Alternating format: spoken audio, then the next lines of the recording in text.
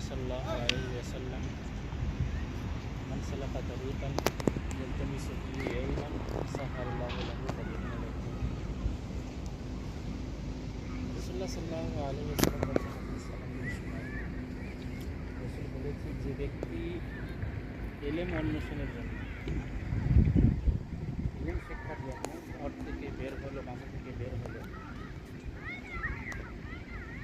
আল্লাহ তাবারাক ওয়া তাআলা এই যে বের হয়েছে, এই বের হওয়ার কারণে তার জান্নাত যাওয়ার রাস্তাকে আসান করে দেয়।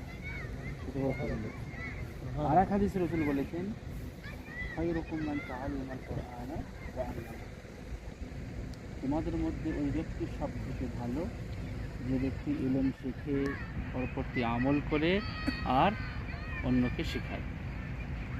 তো আলহামদুলিল্লাহ আমাদের ভাইরা কোরআন পড়েন, এই যে কোরআন মসজিদে পড়তেছেন, বাসা থেকে আপনি মসজিদে যাচ্ছেন, হ্যাঁ, কদম আপনি ফেলবেন, সেই কদমের বিনিময়ে তো আল্লাহ তাবারক ওয়া তাআলা আপনার মর্যাদাকে বাড়িয়ে দেবেন, আবার নেকিকে কমিয়ে দেবেন, কেবল গুনাহকে আপনার মিটিয়ে দেবেন, আর জান্নাত যাওয়ার রাস্তা আসান করে দেবেন। আর পৃথিবীর সেরা কাজ আপনারা যারা পড়েন ওখানে, এটা ছোটোখাটো বিষয় নয়। এখন হয়তো বুঝতে পারবেন না, বুঝবেন তখন যখন আর কোনো লাভ হবে না, যে দুনিয়াতে ফিরে আসবো আর একবার গিয়ে পড়বো না। এখনই আপনাকে বুঝতে হবে যে এই জায়গাটা পৃথিবীর সেরা জায়গা, আর এই শিক্ষাটা পৃথিবীর সেরা শিক্ষা। আমি শিক্ষা অর্জন করছি মানে আমি পৃথিবীর শ্রেষ্ঠ মানুষ, যদি আপনি ওই শিক্ষার প্রতি আমল করতে পারেন। তো বলার উদ্দেশ্য যে আপনি যা কিছু ইনশাআল্লাহ শিখবেন তার প্রতি আমল করবেন।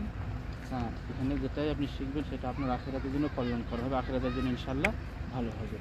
তো সকলের কাছে আবার বলবো যে আমাদের ভাই সার্কেল রয়েছে, ইনশাআল্লাহ কত মেহনত করে পড়ায়, সুযোগ একটু পেলেই অবশ্যই মসজিদে মাগরিবের নামাজটা, 5 ওয়াক্ত নামাজ পড়বেন, আর খাস করে মাগরিবের নামাজটা অবশ্যই মসজিদে পড়বেন।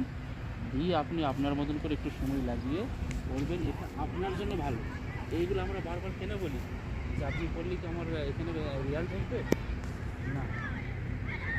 এই যে একটা দাওয়াতি কাজ আমরা দিচ্ছি, একটা উদ্দেশ্য যে আপনি শিক্ষা অর্জন করতে পারলে আমরা একটু আপনার কাছ থেকে, আপনার সব আমরা কাটবো না, হ্যাঁ, আল্লাহ আপনাকে সব দিবে। আর আমরা এই যে বারবার বলতেছি, মেহনত করতেছি, এর জন্য আমরা ইনশাআল্লাহ সবের উদ্দেশ্যই করা।